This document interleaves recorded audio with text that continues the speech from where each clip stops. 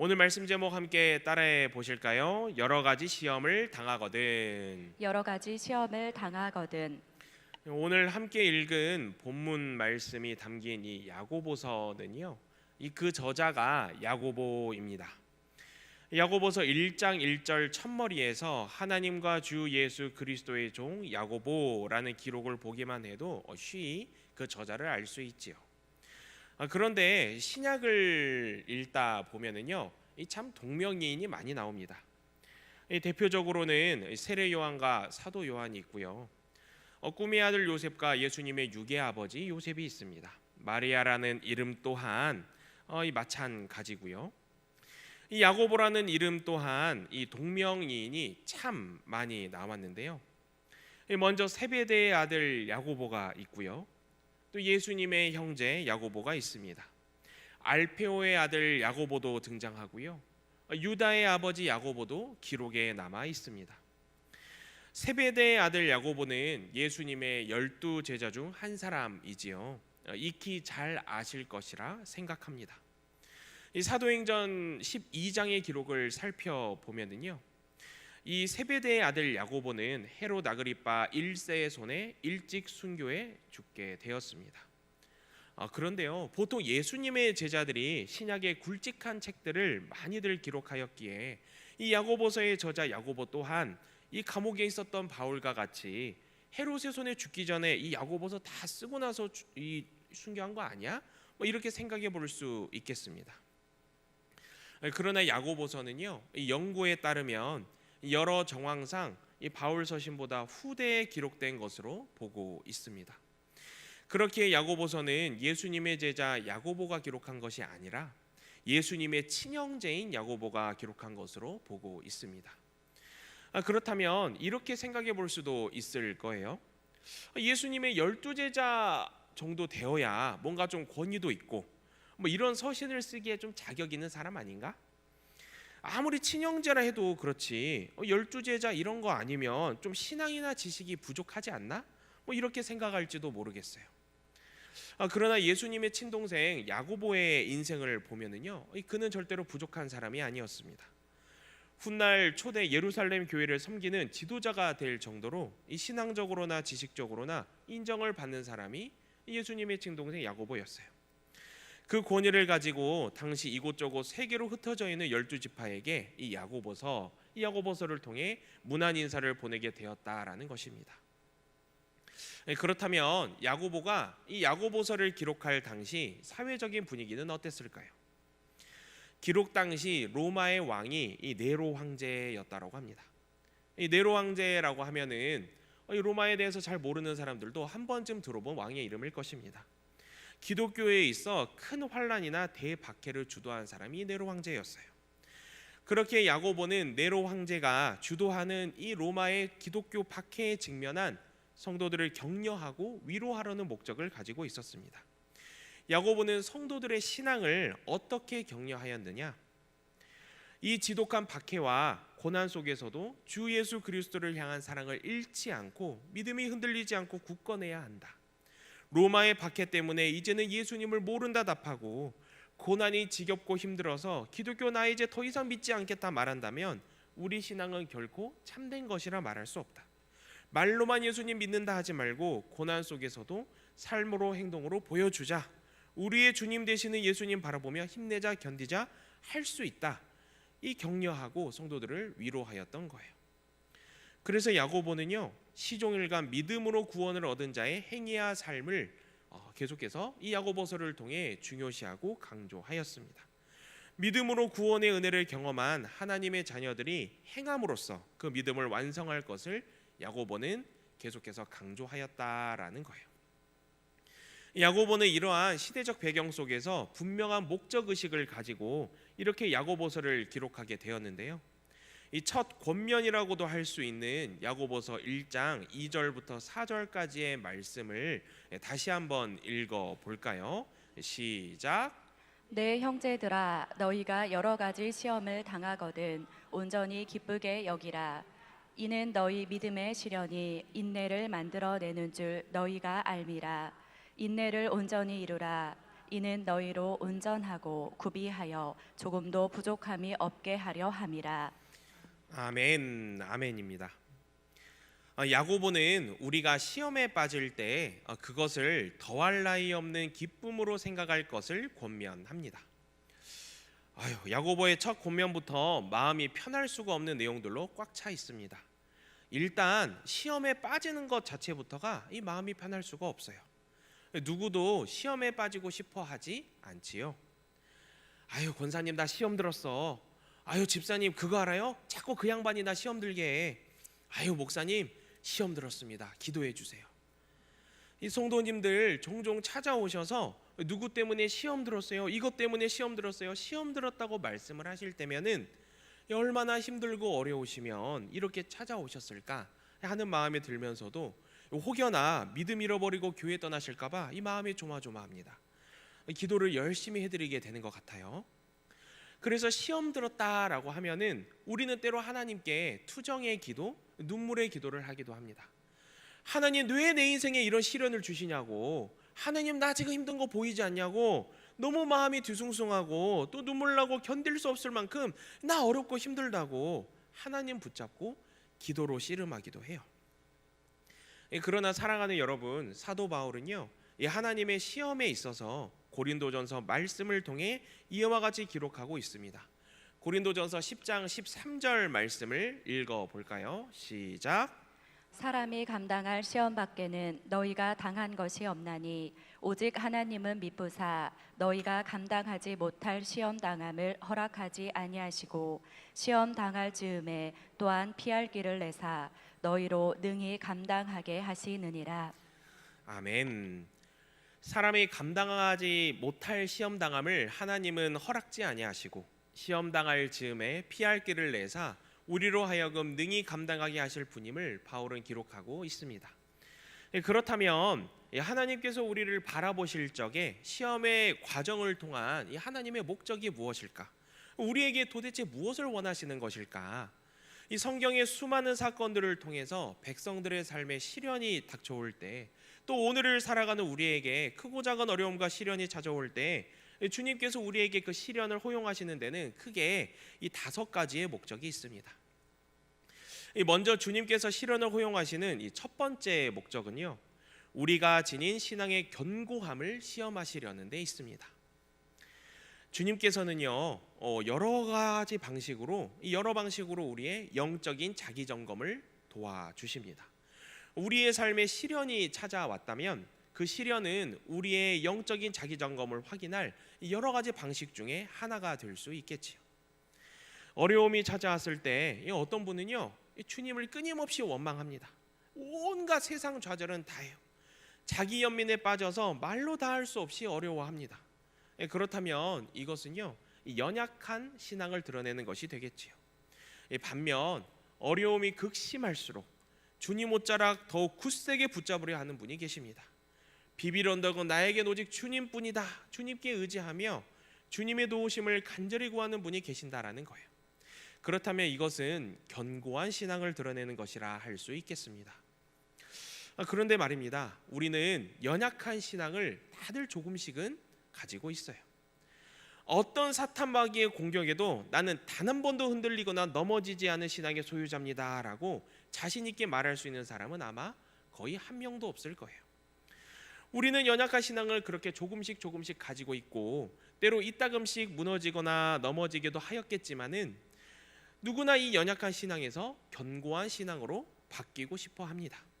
연약한 신앙의 모습으로 계속 머물러 있기를 바라는 사람은 한 명도 없다라는 거예요.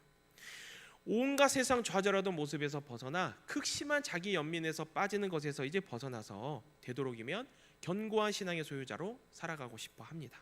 그래서 어려움을 극복해내고 주님께 영광을 올려드리고 싶어 하는 거예요. 그렇다면 어떻게 해야 하겠습니까? 이 새로운 시련이 또다시 찾아올 텐데, 우리 인생에 크고 작은 시험이 또 찾아올 텐데, 그럴 때 내 믿음의 마음가짐을 이와 같이 선포하라는 거예요. 내게 이런 시련이 찾아온 데에는 내가 지닌 이 신앙의 견고함을 시험하려는 데 있구나. 이때 나의 믿음의 응답은 어떻게 해야 할 것인가? 또다시 연약함인가 아니면 이제 믿음으로 주님 붙잡는 견고함인가? 나는 이제 견고한 믿음이다 이 선포하고 주님을 향한 견고한 믿음의 몸부림을 치며 살아내야 한다라는 거예요. 그래서 하박국 선지자는 이렇게 고백합니다. 견고한 신앙으로 살아가기를 소망하는 우리가 꼭 기억하며 마음에 새기며 살아가야 할 말씀이 되겠습니다.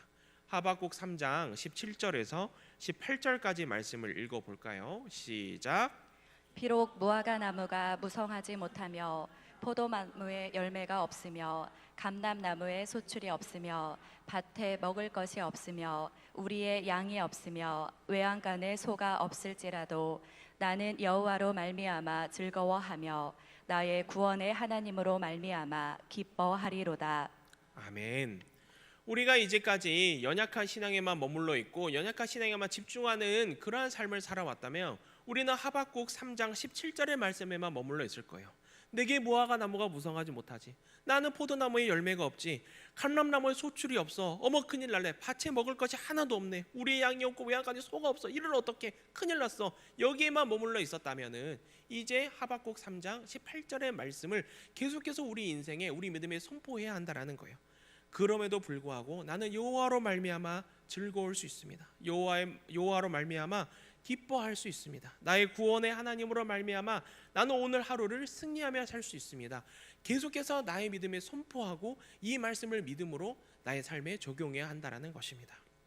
사랑하는 여러분, 크고 작은 시련이 찾아올 때마다 어려움을 마주할 때마다 이렇게 하박국 말씀을 마음에 새기고 기억하고 믿음으로 선포할 수 있기를 바랍니다.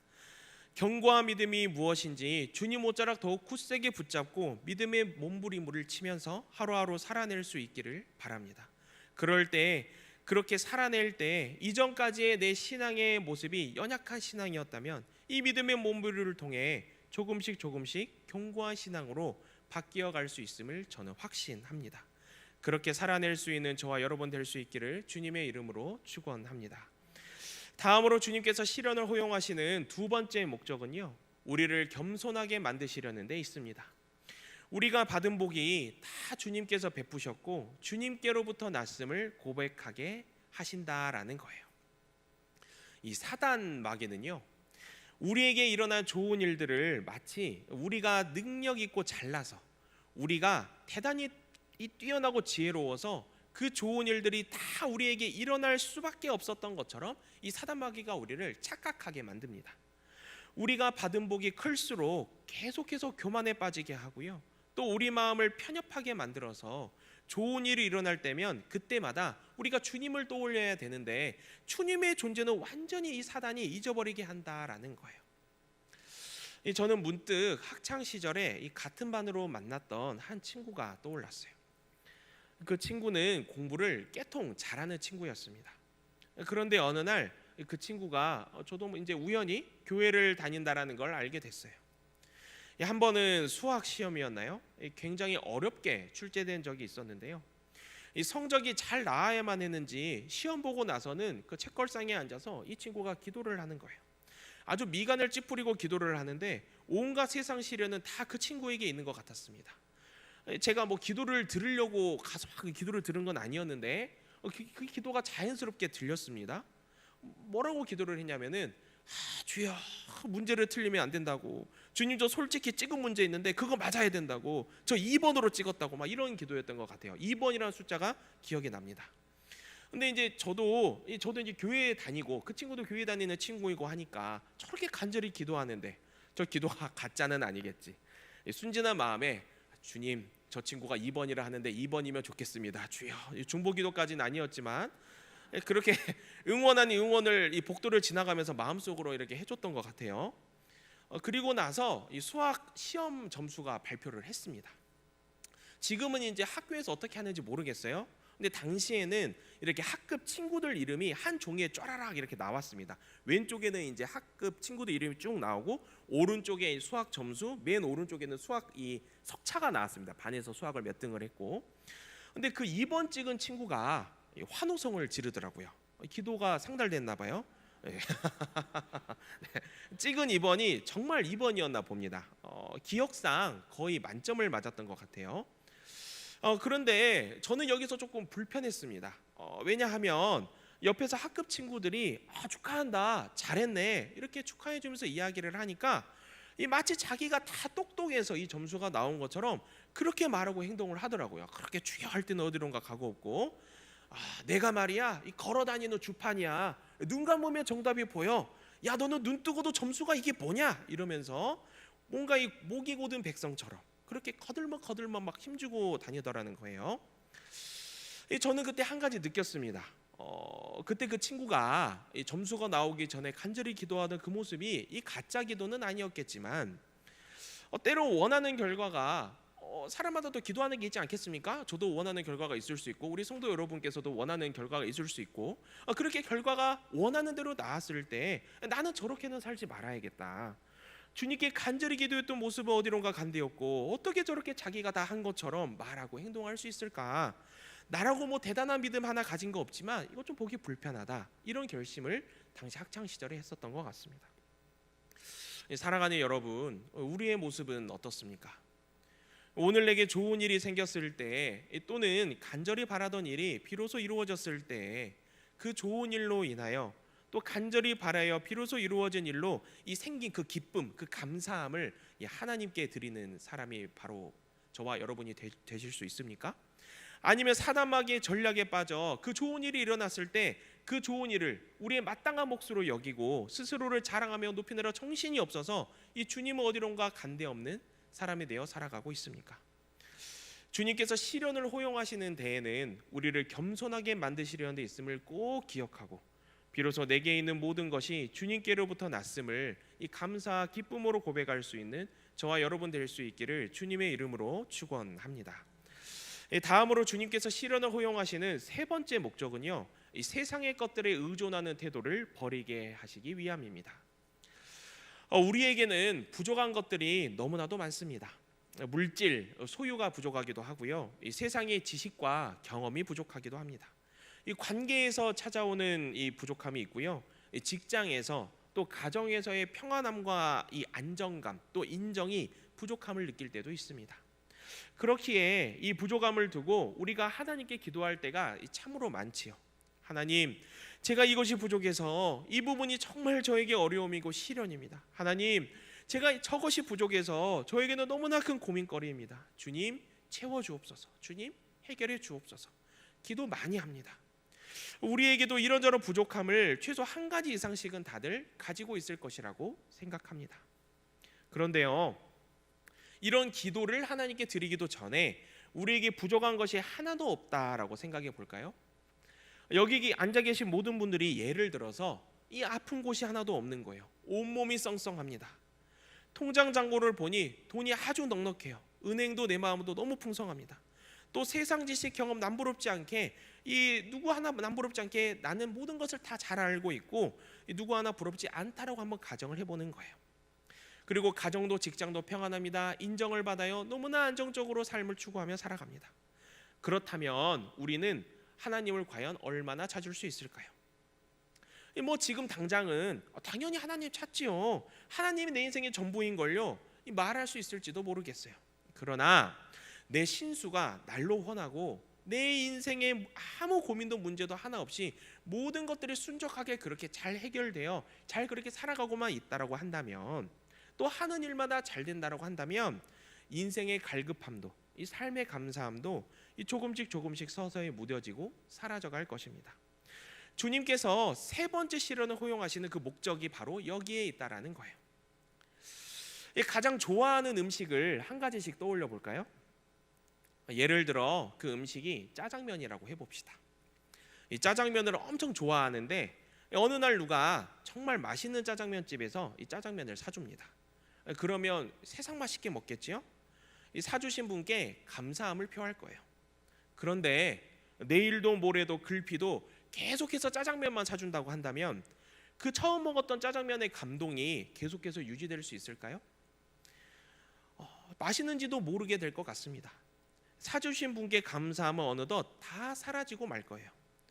마찬가지로 세상에 우리가 원하는 것들이 이처럼 넘치도록 주어져만 있다면 갈급함도 기쁨도 감사함도 점점 무뎌지고 사라지게 될 것이라는 것입니다. 사랑하는 여러분, 이 세상의 것들에 의존하는 태도를 속히 버리실 수 있기를 바랍니다. 주님께서 시련을 허용하시는 세 번째 목적에는 그 원인이 다 여기서 출발한다라는 거예요. 하나님의 백성과 함께 고난받기를 잠시 죄악의 낙을 누리는 것보다 더 좋아하고 주를 위하여 받는 수모를 애굽의 모든 보화보다 더 큰 재물로 여겼던 모세와 같이 상 주시는 이는 그리스도 한 분이심을 바라보며 이를 기뻐하며 감사하며 이 나아갈 수 있는 믿음의 사람이 저와 여러분 될 수 있기를 주님의 이름으로 축원합니다. 주님께서 시련을 허용하시는 네 번째 목적은요, 우리가 진정으로 사랑하는 대상이 무엇인지를 드러내려는 데 있습니다. 제가 이전에 사역하던 교회에서 이 수련회 시간에 초등부 아이들과 함께 Q&A 시간을 이제 가진 적이 있었습니다. 이 선생님들께서 미리 반별로 아이들이 궁금해하는 질문들을 다 이 종이로 받아가지고 그 질문에 대한 답을 아이들에게 자유롭게 들려주는 뭐 그런 시간을 좀 마련한 거예요. 그런데 한 아이가 이런 질문을 하는 겁니다. 목사님, 천국에 갈 때 게임기를 가지고 갈 수 있나요? 왜 이런 질문을 했는고 하니 수련회에 오니까 평소에 손에 들고 놓지 않은 게임기를 이 집에서 부모님이 이렇게 압수하신 것 같더라고요. 너 수련회 가서도 게임할 거야. 이 압수하신 것 같습니다. 그 친구에게는 인생 최고의 고난이지요.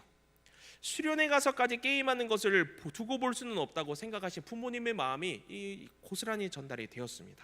그래서 저는 이제 목회자의 답변을 그 친구에게 주었던 것 같아요. 이 땅에 올 때 두 손에 아무것도 가지고 오지 못한 것처럼 나중에 하나님을 만날 시간이 되면 두 손에 아무것도 가지지 못하고 올라가지 않을까? 뭐 이렇게 좀 답변을 한 것 같습니다. 그런데요, 이 아이들이 초등부 아이들입니다. 갑자기 이 답변과는 상관없이 분위기가 이상하게 흘러가서 질문이 조금 변질됐어요. 게임이 좋아, 하나님이 좋아, 이렇게 된 거예요. 저는 얘기를 꺼낸 적이 없는데 스스로 질문을 만들어낸 겁니다. 그래서 막 이 귀한 시간에 저와 또 다른 교육자가 있었는데 막 핍박을 하는 겁니다. 나는 게임이 좋다고, 게임기 들고 천국 가겠다고, 지금 엄마 아빠한테 게임기 압수당해서 게임밖에 생각 안 나는데 하나님도 엄마 아빠처럼 허락 안 해주시면 하나님 좀 실망이라고, 막 이런 대답을 이 초등부 친구들한테 들었던 것 같아요. 제가 제일 많이 힘들었습니다. 그래서 이제 그 시간 이후에 기도의 시간이었어요. 그 친구가 너무 생각이 나더라고요. 그래서 그 친구를 위해서 특별히 더 기도를 막 열심히 해주었던 생각이 납니다. 사랑하는 여러분, 우리가 진정으로 사랑하는 대상이 있다면 그것이 무엇입니까? 초등부 어린이 그 친구에게는 그것이 게임기였겠지요. 우리에게는 그것이 돈이 될 수도 있고 내 명예가 될 수도 있고 직장에서 가진 지위나 뭐 권력이 될 수도 있겠습니다. 또 내가 사랑하는 가족이 될 수도 있겠지요. 이때 주님은 말씀하시는 거예요. 그 대상이 너의 우상이 되어버린 것이냐, 물어보시는 겁니다. 너의 믿음을 포기하더라도 너는 그 대상을 선택할 것이냐, 주님께서 오늘 우리에게 물어보시는 거예요. 이때 우리의 대답이 그 게임기 초등부 그 친구와 같이 뭔가 우리의 대답이 뜨뜻미지근하고 이도저도 아니고 뭔가 헤매는 듯한 이 자세를 취하고 있다면 우리의 이 넘버원, 확실한 우선순위가 주님이 아니다라는 것입니다.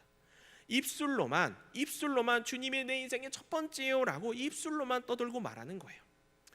우리는 이때 구약의 아주 유명한 이야기를 떠올릴 수 있어야 합니다. 이 아브라함과 아들 이삭의 이야기지요. 하나님의 명하심에 따라 아브라함과 아들 이삭이 함께 모리아 산으로 올라갑니다. 이삭은 아브라함이 100세에 얻은 너무나 소중한 아들입니다. 그 무엇과도 바꿀 수 없고 가진 재산을 다 내어주더라도 이 아들 하나만큼은 포기할 수 없고 바꿀 수 없고 잃어버릴 수 없는 너무나 귀한 이 자신의 자녀라는 거예요. 그런데 하나님께서 이 귀한, 다른 건 다 괜찮아도 이 자녀만큼은 건들지 않았으면 하는데 하나님께서 이 아브라함의 마음을 시험하시지요. 가장 소중히 여기는 것을 내어놓으라고 하십니다. 네가 진정 나를 사랑한다고 한다면 아들 이삭을 제물로 바칠 수 있을 정도로 나를 사랑하느냐? 어쩌면 이 잔인하고도 눈물 나는 선택의 질문 앞에서 이 아브라함은요, 하나님을 향한 순종을 선택합니다. 그런데요, 우리는 이미 성경을 열심히 묵상하면서 다 알고 있지요. 하나님은 애초에 이삭을 정말로 제물로 받으실 생각이 없으셨어요. 이삭을 칼로 찌르려고 할 때 하나님께서는 멈추어라라고 아브라함에게 말씀하십니다. 어쩌면 하나님은요, 자신을 향한 아브라함의 그 믿음, 그 마음을 처음부터 다 알고 계셨지만 그 믿음을 확인코자 아브라함을 시험하신 것이 아닌가 하는 이 묵상함을 우리가 할 수 있다라는 거예요. 마찬가지로 하나님은 오늘 여기 앉아 계신 모든 성도님 한 분 한 분마다 무엇을 가장 소중히 여기고 있는지를 벌써 다 알고 계실 것이라고 생각합니다. 그리고 그 소중한 것을 다 내어놓고 포기할 수 있을 만큼 진정으로 하나님을 사랑하는지를 오늘 우리에게 여쭈어 보시는 거예요. 이를 통해 우리의 믿음을 확인하신다라는 것입니다. 내가 진정으로 사랑하는 것을 다 내어놓으라니, 이 생각해 보면 고난이지요. 내가 사랑하는, 진정으로 사랑하는 것 그 한 가지를 떠올려 볼 때 이것은 우리에게 시련이 될 수 있습니다. 그러나 그러한 고난을 통해, 그러한 시련을 통해 우리가 우리의 믿음을 완전히 제대로 진단할 수 있기에, 그리고 영적으로 다시 제대로 깨어 하나님께 온전히 집중할 수 있게 하시기에, 나 무엇과도 주님을 바꿀 수 없음을 다시 고백하게 하시기에 하나님께서는 이러한 목적을 가지고 우리에게 고난을 허락하신다라는 것입니다. 그 어떤 일이나 사람도 우리에게 주님보다 더 소중한 존재가 될 수는 없습니다. 바라게는 매일의 삶에서 아브라함과 같이 나 무엇과도 주님을 바꿀 수 없습니다 고백하며 이 살아낼 수 있는 사람이 바로 저와 여러분 될 수 있기를 주님의 이름으로 축원합니다. 주님께서 시련을 허용하시는 이 다섯 번째 목적은요, 우리로 하여금 어려움을 겪는 이들을 도울 힘을 얻게 하시는 데 있습니다. 그리고 이것은 이전에 우리가 먼저 크고 작은 시련을 거침을 통해 비로소 거룩하신 하나님의 일에 크게 쓰임받을 수 있는 능력을 갖게 되었음도 함께 포함됩니다. 히브리서 2장 18절 말씀을 저와 함께 한 목소리로 읽어볼까요? 시작. 그가 시험을 받아 고난을 당하셨은즉 시험 받는 자들을 능히 도우실 수 있느니라. 아멘. 우리 주님 예수 그리스도께서 먼저 고난을 당하시고 그 고난의 길을 걸으셨기에 우리가 시험에 빠지게 된다면 주님께서 구원의 손길을 내미시고 우리를 능히 도우실 수 있다라는 거예요. 그리고 마찬가지로 우리 또한 크고 작은 시련을 숱하게 겪으면서 주님 뜻이 무엇인지 이 기도로 부르짖으며 우리 또한 주님을 바라볼 수 있게 되지요. 시련을 통해 우리에게 있던 모난 부분들이 조금씩 깎여 나가고 또 깎여 나가게 됩니다. 이것을 이제 광야 훈련이라고 할 수 있겠죠. 하나님께서 보시기에 또 하나님의 일에 크게 쓰임 받을 수 있도록 이 시련의 훈련을 우리가 받게 되는 거예요. 그래서 시련으로 인해, 어려움으로 인해 우리가 이렇게 먼저 훈련을 받고 또 그 이후에 좌절하고 무너지고 넘어지려는 사람들을 우리가 발견하게 될 때 그 사람들을 향해서 먼저 경험하고 주님의 특급 훈련을 받은 우리가 손을 내밀고 도움을 줄 수 있다라는 것입니다. 주님께 받은 사랑을 우리 또한 흘려보낼 수 있게 된다. 그러한 능력을 갖출 수 있도록 주님께서 우리를 시련을 통해 훈련시키신다라는 거예요.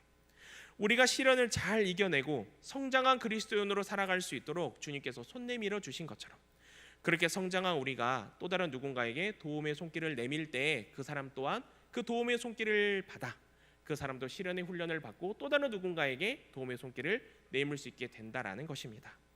사랑하는 여러분, 그래서 야고보는 고백합니다. 시험을 당하거든 온전히 기쁘게 여기라라고 고백하는 거예요.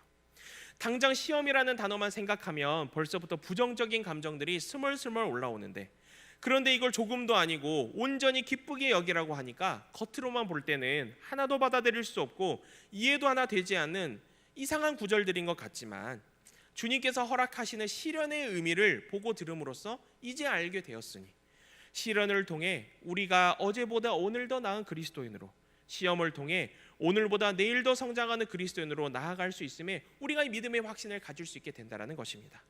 그리고 또 다른 누군가에게 우리가 도움의 손길을 내밀 수 있으니 시험을 당하거든 온전히 기쁘게 여기라는 야고보의 말씀에 우리가 이제는 믿음으로 아멘하며 화답할 수 있게 된다라는 거예요.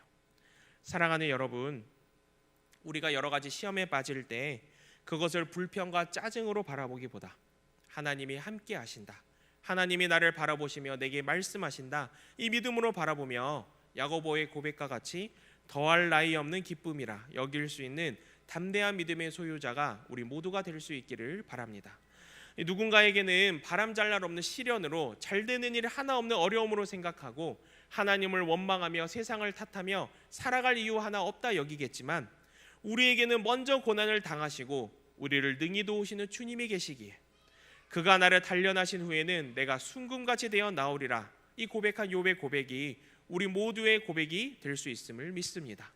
그러한 믿음 가지고 본문 말씀 4절의 기록과 같이 믿음의 시련으로 인내를 온전히 이루어 조금도 부족함이 없이 완전하고 성숙한 그리스도인 되어 살아갈 수 있는 저와 여러분 될 수 있기를 주님의 이름으로 축원합니다.